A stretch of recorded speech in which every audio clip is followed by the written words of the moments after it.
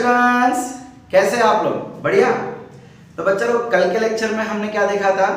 आपका tau is equal to I alpha के कुछ क्वेश्चन देखे थे, है ना? हमने एक फॉर्मूला डेराइव की थी, बहुत ही छोटा सा डेरिवेशन था, torque is equal to moment of inertia into angular acceleration, और उस पे हमने कुछ क्वेश्चन देखे थे। फिर उसके बाद हमने सॉलिड स्फीयर का कितना मोमेंट ऑफ इनर्शिया होता है 2/5 mr², उसके डेरिवेशन देखा था। अब बच्चा लोग, आज हमें पढ़ना है kinetic energy of object rotating in a rotation motion. मतलब कोई ऑब्जेक्ट अगर रोटेशन मोशन कर रहा है तो उसकी काइनेटिक एनर्जी कितनी है, उसके कारण वर्क डन कितना होने वाला है। फिर हम पढ़ेंगे आज काइनेटिक एनर्जी थ्योरम या वर्क एनर्जी थ्योरम, पढ़ा था ना पहले भी, वर्क एनर्जी थ्योरम, वो चीज आज फिर से दोहराएंगे। और फिर हम देखेंगे कंजर्वेशन ऑफ एनर्जी।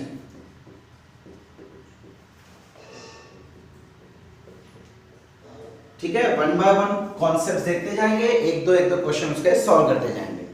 चलिए सबसे पहले बात करते हैं हम काइनेटिक एनर्जी की। बच्चा लोग, हमको पता है कि अगर कोई पार्टिकल एक v वेलोसिटी के साथ अगर आगे बढ़ रहा है और उसका मास है m, तो उसकी काइनेटिक एनर्जी दी जाती है हाफ mv² से, है कि नहीं? बट अब हमें बात करनी है रोटेशनल मोशन की। ये कैसा मोशन हो रहा था? Translation motion. तो फिलहाल हमें इसमें कम इंटरेस्ट है, हमें इंटरेस्ट है रोटेशनल मोशन में।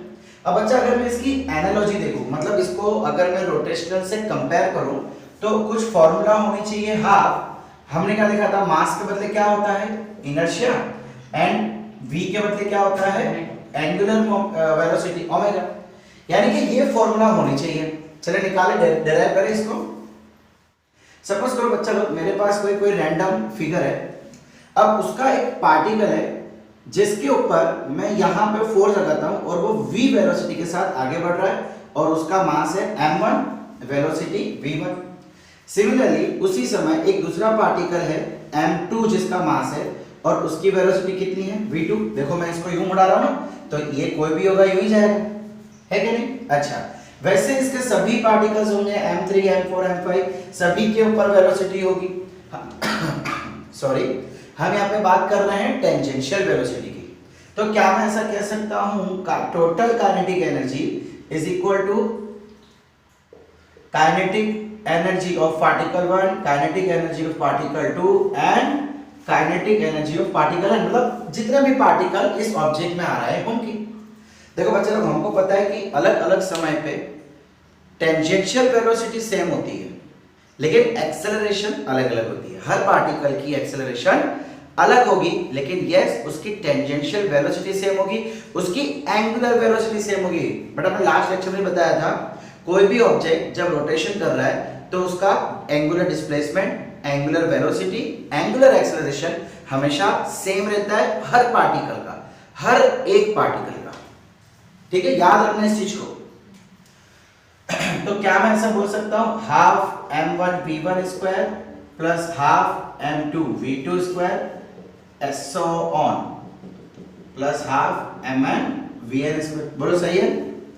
अच्छा, अभी रोटेशन हो रहा है तो मुझे इस लीनियर वाले को रोटेशन में बदलना पड़ेगा। हमको पता है कि v is equal to r omega होता है। बोलो सही है?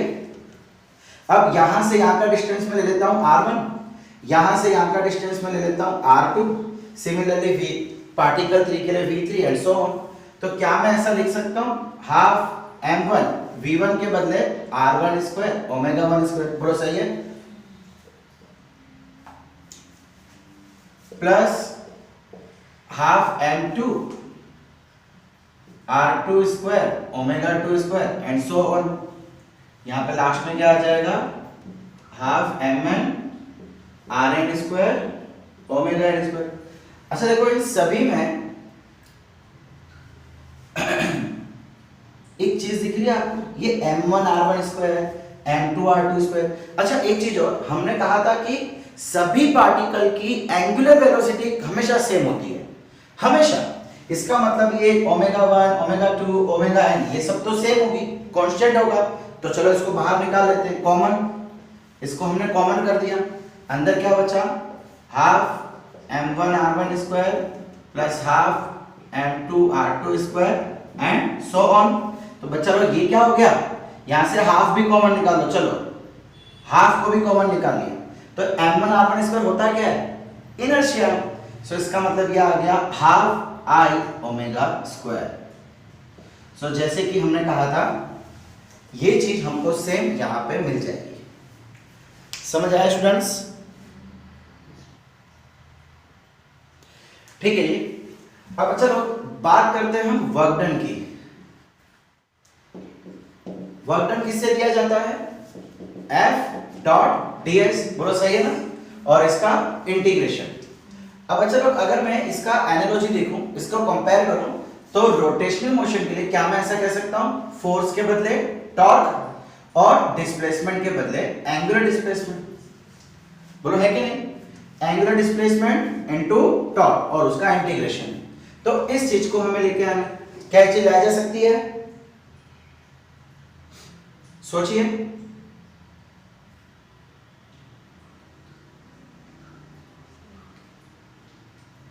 यस देखो हमारे पास क्या है, हम इसका प्रूफ देखने की कोशिश करते हैं।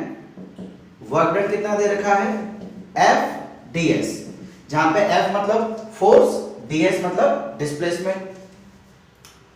अब चलो डिस्प्लेसमेंट हमको पता है, डिस्प्लेसमेंट हम कैसे देते हैं, r d थीटा, कुछ इस तरीके से लिखते हैं, r d थीटा, मतलब सॉरी उसमें क्या होता है r थीटा, भाई जैसे कि v is equal to r omega, वैसे ही r s is equal to r theta कर सकता हूं। अब यहां पे r क्या हो जाएगा, सपोज करो कि मेरे पास कोई ऑब्जेक्ट है, उसके किसी एक पार्टिकल को मैं यहां से फोर्स लगा रहा हूं, ठीक है, इस तरफ मैं फोर्स लगा रहा हूं, तो ये हो जाएगा उसका डिस्टेंस r1।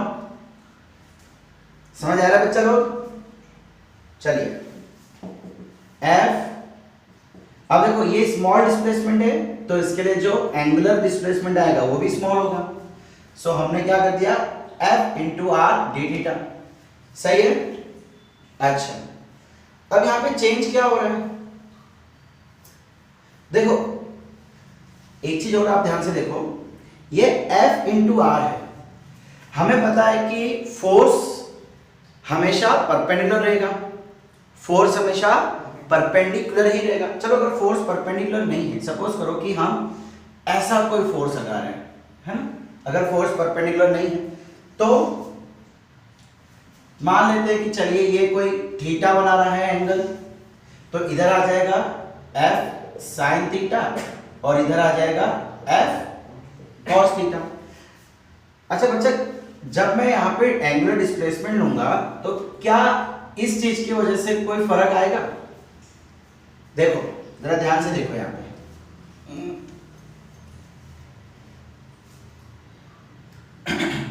सपोज करो कि इस पार्टिकल को, ये एक पार्टिकल है, पहले इधर था, फोर्स लगाने से ये थोड़ा डिस्प्लेस हो गया, ठीक है, ये डिस्प्लेसमेंट कितना है ds, बहुत ही छोटा सा डिस्प्लेसमेंट, ये एंगल कितना बना रहा है अभी d थीटा, ठीक है।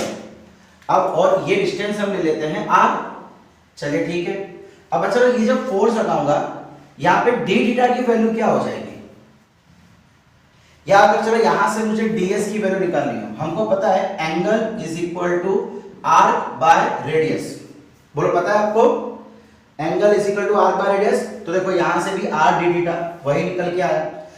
अब क्वेश्चन ये होता है, ये जो फोर्स है क्या ये डिस्टेंस से परपेंडिकुलर है, यस और नो, और हमको पता है कि फोर्स इनटू परपेंडिकुलर डिस्टेंस या डिस्टेंस इनटू परपेंडिकुलर फोर्स क्या होता है, टॉर्क। बच्चा लोग ये F परपेंडिकुलर हो गया ना, इस R के लिए ये फोर्स कैसा है, परपेंडिकुलर फोर्स है, तो F परपेंडिकुलर इनटू R ये होता क्या है, टाउ। सो ये आ गया work done is equal to tau D theta, बहुत ही सिंपल और बहुत ही छोटा सा डेरिवेशन, क्लियर। चलिए फटाफट नोट डाउन करो, फिर आगे कुछ क्वेश्चंस देखते हैं इसके।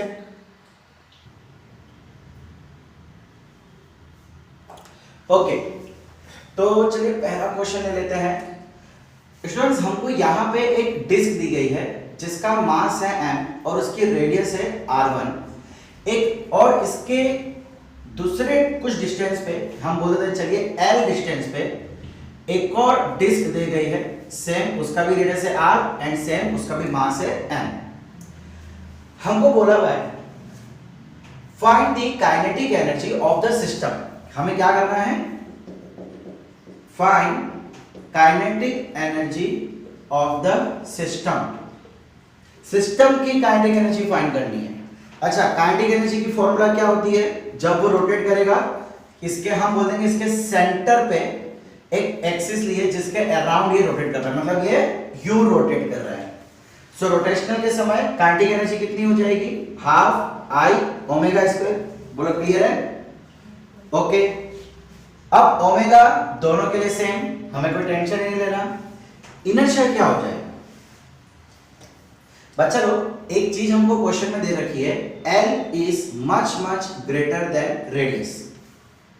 ये कंडीशन हमको क्वेश्चन में दे रखी है। इसका मतलब कि भाई ये डिस्टेंस के कंपैरिजन में इसकी रेडियस बहुत ही छोटी है, बहुत ही ज्यादा छोटी है। तो क्या मैं ऐसा कह सकता हूं कि अब इस डिस्टेंस पे ये दोनों डिस्क, ये है क्या? एक्चुअली डिस्क है, लेकिन ये एक पॉइंट मास ऐसा काम करेगा। अब बच्चा आपको यहां से मून एक डॉट दिखाई देता है, क्या मून सच में डॉट है? वो तो बहुत बड़ा है, सन तो बहुत बड़ा है, लेकिन हमको इतना दूर से क्या दिखा दे रहा है? एक डॉट है ना, आसमान पे लग चिपका हुआ एक डॉट। तो क्या ये भी वही चीज हो जाएगी? हमको रहेगा दो पॉइंट है, दो और जिसके मास है m और m। तो भाई दो अलग अलग मास, तो उसका मोमेंट ऑफ इनर्शिया कहां पे होगा? एकदम सेंटर में, यानी ये हो जाएगा L/2। So moment of inertia कैसे निकाल सकते हैं हम? mr²। पूरा सही है। अच्छा, यहाँ पे मास कितना हो जाएगा? इसका m, इसका m, तो ये हो जाएगा 2m। बेटा ये सेंटर ऑफ मास हो गया ना। सेंटर ऑफ मास का मतलब क्या होता है? पूरे बॉडी का मास एक ही जगह पे। सो पूरे बॉडी में कितना मास है? m + m 2m। सो यहाँ का मास हो जाएगा 2m और मोमेंट ऑफ इनर्शिया 2mr²। अब ये r की जगह पे हम क्या लिख लेंगे? सॉरी, ये ओमेगा² इधर, r की जगह पे हम ये लिख देंगे L/2, बिकॉज यहां से कितना डिस्टेंस दूर है? L/2 ना। सो L/2 का होल स्क्वायर इंटू ओमेगा²। बोलो क्लियर यहां तक? ओके, नेक्स्ट क्या हो रहा है यहाँ पे? ये 2 से 2 कट, mL²/4 ओमेगा²। ये आ गई हमारी काइनेटिक एनर्जी, mL² ओमेगा²/4। अब कुछ नहीं करना है, वैल्यू पुट करना है, आंसर सॉल्व करना है, सिंपल। समझ आया स्टूडेंट्स?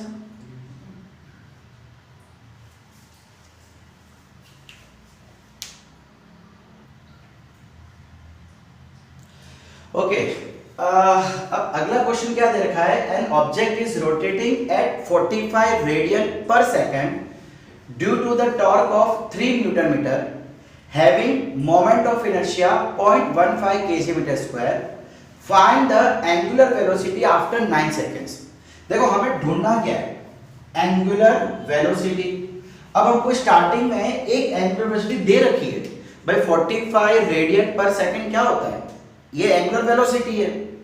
इसका मतलब हमें इनिशियल एंगुलर वेलोसिटी दे रखी है 45 रेडियन पर सेकेंड एंड हमको फाइनल वेलोसिटी पूछी है। अब अच्छा लोग, क्या यहाँ पे हम यूनिफॉर्म मोशन के फॉर्मूलास लगा सकते हैं? यूनिफॉर्म मोशन में क्या होता है? कांस्टेंट मोशन होगा। यूनिफॉर्म मोशन के लिए एक्सेलरेशन कांस्टेंट होना चाहिए।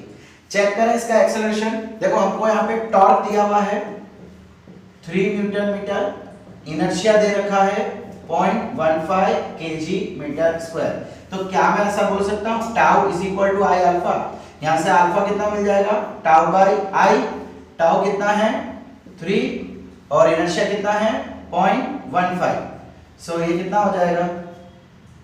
ऊपर 100 देखो 3 इंटू 100 बाय 15, ये 5 एंड ये 20, कितना आ गया 20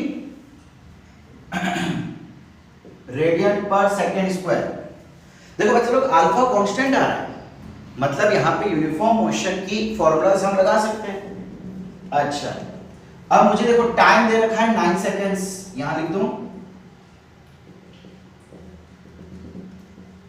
टाइम 9 सेकेंड्स दिया है मुझे। देखो अगर मैं इसको लीनियर में बताऊं, देखो लीनियर के बारे में सोचो, आपको v is equal to U plus A T, क्या आप ये चीज लगा सकते हैं?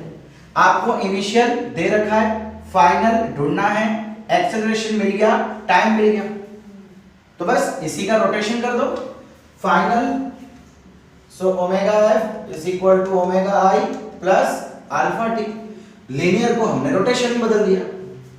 सो ओमेगा आई कितना है 45, अल्फा कितना है 20 एंड टाइम है 9। लो आ गया आंसर। सो फाइनल आपका हो जाएगा 45 plus 180 which is equal to 225 radian per second. Clear? बहुत ही इजी क्वेश्चन था, बहुत ही ज्यादा। अच्छा स्टूडेंट्स, इसमें एक क्वेश्चन ऐसा भी आ सकता है, find kinetic energy after 9 seconds. 9 seconds के बाद काइनेटिक एनर्जी, हो सकता है ये ना दिया। अब देखो 9 सेकेंड के बाद अगर मुझे काइनेटिक एनर्जी चाहिए तो मुझे 9 सेकेंड बाद वाली एंगुलर वेलोसिटी चाहिए, जो कि ये हमने ढूंढा 225। अगर मुझे काइनेटिक एनर्जी ढूंढने को कहा जाए तो क्या मैं फॉर्मूला लगा सकता हूं, half I omega square, half into I कितना दे रखा है आपको क्वेश्चन में 0.15 एंड ओमेगा स्क्वायर है 225 इंटू 225। इधर कर दो, ठीक है। सो ये क्या हो जाएगा, half into 15/100 into 225 into 225, multiply करो 2 से डिवाइड करो, you will get your answer. ठीक है। सो हो सकता है एग्जाम में एंगुलर वेलोसिटी ना बोला हो, डायरेक्टली बोला हो फाइंड द काइनेटिक एनर्जी, तो भी हमको मेथड तो यही करनी है, बस इसके आगे एक और स्टेप करना पड़ेगा। क्लियर? चलिए फटाफट इसको नोट डाउन कर लीजिए।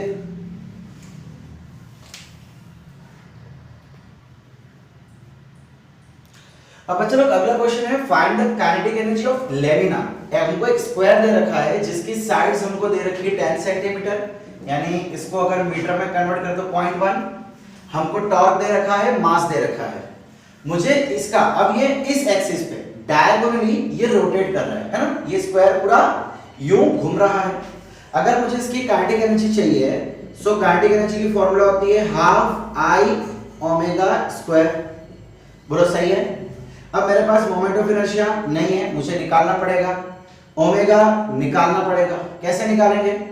देखो ओमेगा के लिए हमको क्या चाहिए, अब यहां पे इनिशियली कुछ बोला नहीं है, एक चीज यहां पे लिख लेते हैं, इनिशियली ये रेस्ट पे है। इनिशियली कैसा है, रेस्ट पे, इसका मतलब इनिशियल एंगुलर एक्सेलरेशन 0, फाइनल की मुझे वैल्यू चाहिए, टाइम मुझे दे रखा है आफ्टर 5 सेकेंड, अल्फा मुझे यहां से मिल जाएगा, तो क्या मैं फाइनल निकाल सकता हूं यहां से, है क्या नहीं? आई भी निकाल सकता हूं। चलिए सबसे पहले आई की बात करते हैं। अब इसका इनर्शिया कैसे निकालेंगे, स्क्वायर का। बच्चा क्या इस स्क्वायर को मैं 2 ट्रायंगल काउंट कर सकता हूं? इसका टोटल मास हमको बोला है 2 kg, तो ये ऊपर वाले का हो गया 1 kg एंड नीचे वाले का हो गया 1 kg, बिकॉज ये यूनिफॉर्मली डिस्ट्रीब्यूटेड है, हमने डायगोनल में सेंटर से लिया है, तो दोनों का मास डिस्ट्रीब्यूट हो जाएगा इक्वली। अच्छा, अब अगर आपको याद हो तो एक ट्रायंगल जो बेस के अबाउट में अगर रोटेट करता है तो उसका इनर्शिया हमने लिया था mh²/6, याद आया? mh²/6, जहां पे h क्या होता था, इसकी हाइट। अब जरा ध्यान से देखो, ये एक ट्रायंगल जिसका बेस, ये दूसरा ट्रायंगल जिसका बेस, और दोनों अपने बेस के अबाउट ही घूम रहे, तो क्या मैं ऐसा कह सकता हूं कि हमारे क्वेश्चन में दोनों का इनर्शिया हो जाएगा mh यानी कि m1h1² m2h2²/6।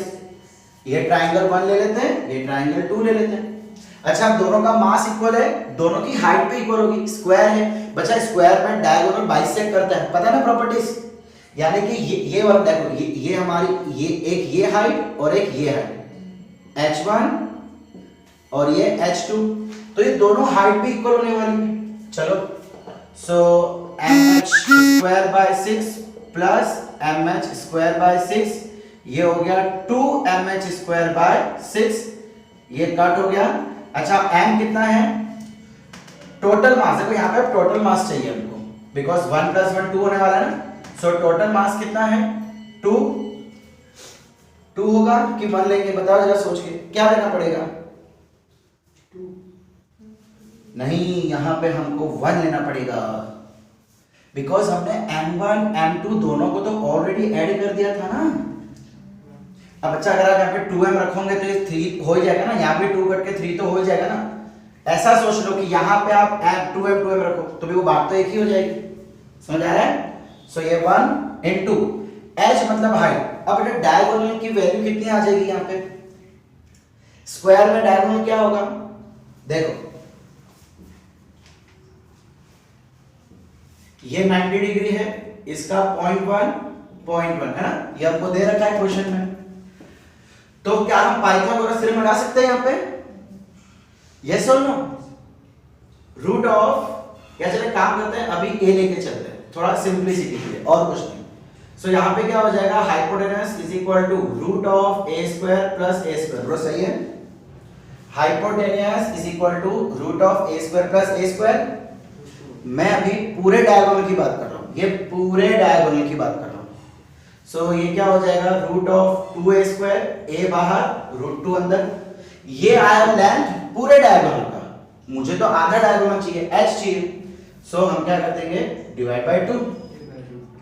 सो ये क्या हो गया, a रूट 2, तो h के बदले a रूट 2 बाय 2 का स्क्वायर अपॉन 3, बोलो क्लियर? अच्छा a की वैल्यू क्या दे रखी है हमको, 0.1 मीटर। सो ये a स्क्वायर 2 बाय 4 अपॉन 3, देखो मैंने क्या किया,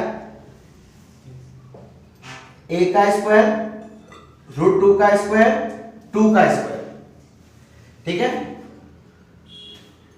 तो ये 2 नीचे आ जाएगा, a स्क्वायर बाय 6, a की जगह पे आप रख दो 0.1 का स्क्वायर बाय 6, क्या होगा ये 0.01 बाय 6। तो ये क्या मिला हमको, इनर्शिया, हाफ इंटू 0.01 बाय 6। अब क्या बचा है, ओमेगा स्क्वायर। तो ओमेगा स्क्वायर के लिए क्या किया जाए, क्या आपके पास इनिशियल वेलोसिटी है? यस। फाइनल ढूंढनी है, टाइम दे रखा है, अगर अल्फा नहीं है ना, अल्फा ढूंढना है, अल्फा ढूंढने के लिए क्या करेंगे, now tau is equal to I alpha, tau कितना दे रखा है 0.1, अल्फा कितना मिला था हमको 0.01 बाय 6 इनटू अल्फा। क्या यहां से एक्सेलरेशन मिल जाएगी? यस, इसको यहां ले लो। So 0.1 into 6 upon 0.01 is equal to alpha. ये कितना हो जाएगा, 60 आंसर आएगा। देखो इसके बदले नीचे 10, इसके बदले ऊपर 100 इंटू 6 है ना, पॉइंट हटाया नीचे 10, पॉइंट हटाया ऊपर 100, 0 0 कट, क्या बचा 6 10 जा 60 radian per second square. Clear? तो अल्फा हमको मिल गया 60 रेडियन पर सेकंड स्क्वायर। क्या अब आप इसका आंसर निकाल सकते हैं? यस बिल्कुल। So omega F is equal to omega I plus alpha T, v is equal to U plus A T. ये चीज हमने यहां लगा दी। सो इससे आ जाएगा 0 प्लस 60 इंटू 5। सो फाइनली कितना हो जाएगा 300 रेडियन पर सेकेंड। बोलो क्लियर?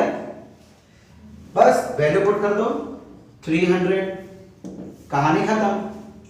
सो यहाँ पे क्या होगा, देखो सबसे पहले 2 इंटू इसका पॉइंट हटाता हूं, सो नीचे 100 इंटू ये हो गया 300, डबल 0 कट 2, ये 3 जा 3 जा, कितना आंसर आ गया 1 जूल।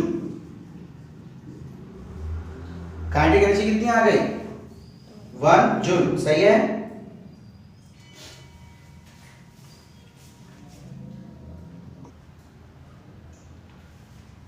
देखो बच्चे लोग एक प्रॉब्लम हो गई, ओमेगा का स्क्वायर करना है, तो यहां पे एक 300 और आएगा।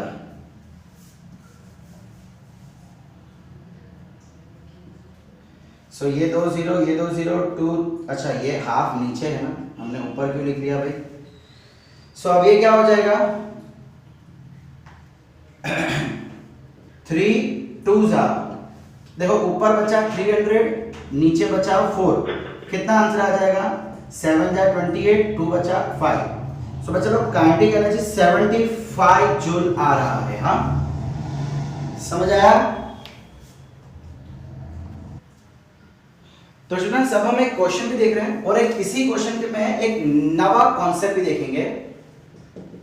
If inertia is equal to 3 kg metre square,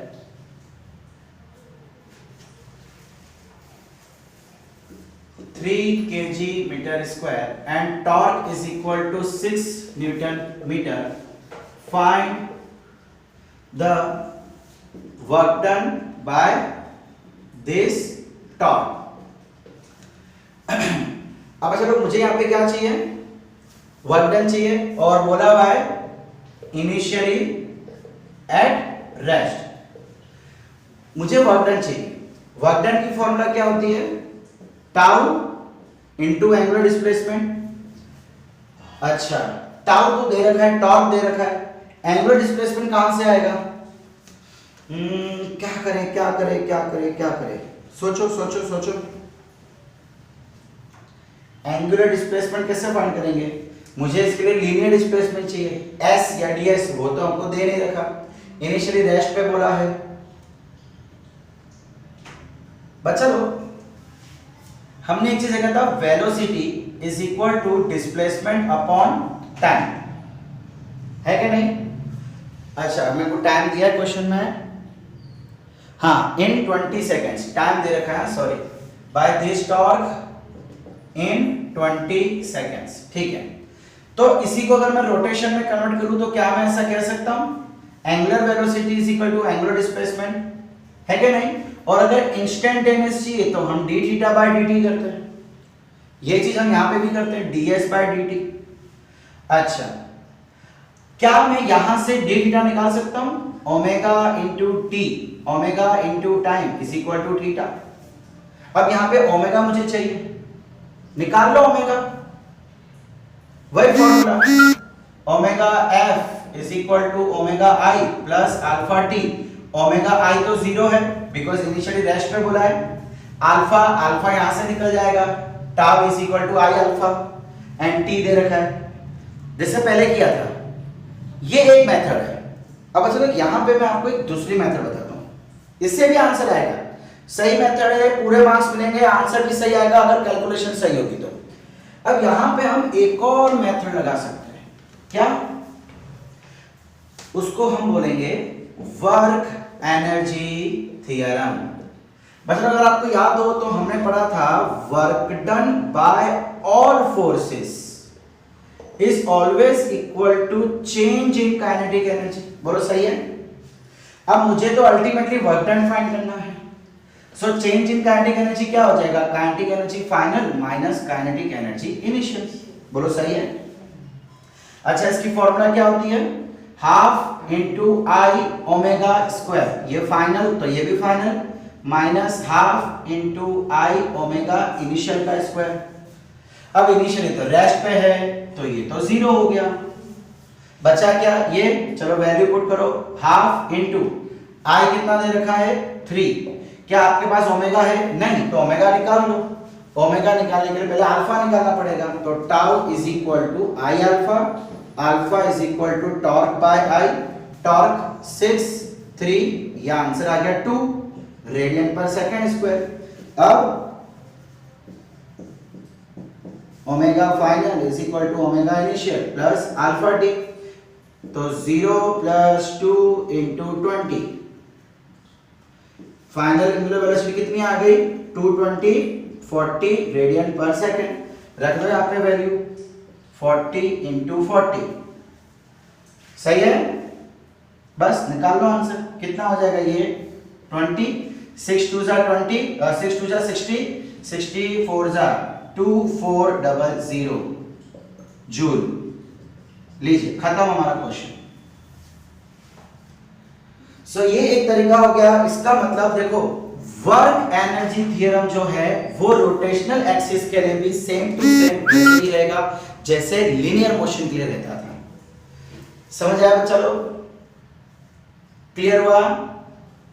ठीक है। सो कहीं भी अगर आपको कहीं पे भी वर्क डन दिया जाए तो आप वर्क एनर्जी थ्योरम लगा सकते हैं, चाहे वो ट्रांसलेशन मोशन हो चाहे वो रोटेशन मोशन हो।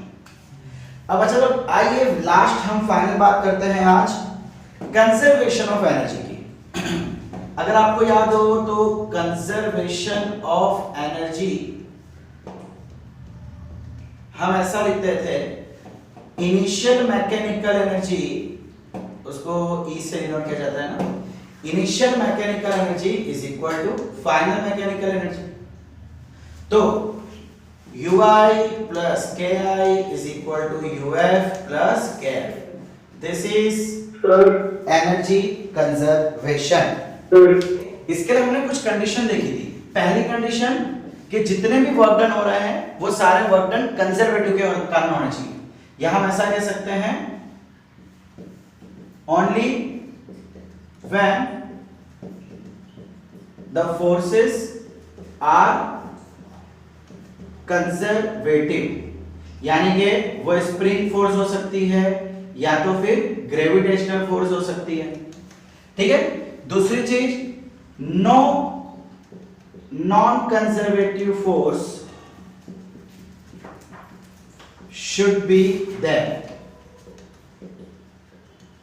चलो कंजर्वेटिव फोर्स नहीं होनी चाहिए। अगर कंजर्वेटिव फोर्स होगी तो ये वाला फॉर्मूला गलत हो जाएगा। आई रिपीट, कंजर्वेटिव फोर्स अगर होगा, कंजर्वेटिव फोर्स यानी मान लो फ्रिक्शन फोर्स, अगर फ्रिक्शन फोर्स होगा तो ये चीज यूज नहीं हो सकती।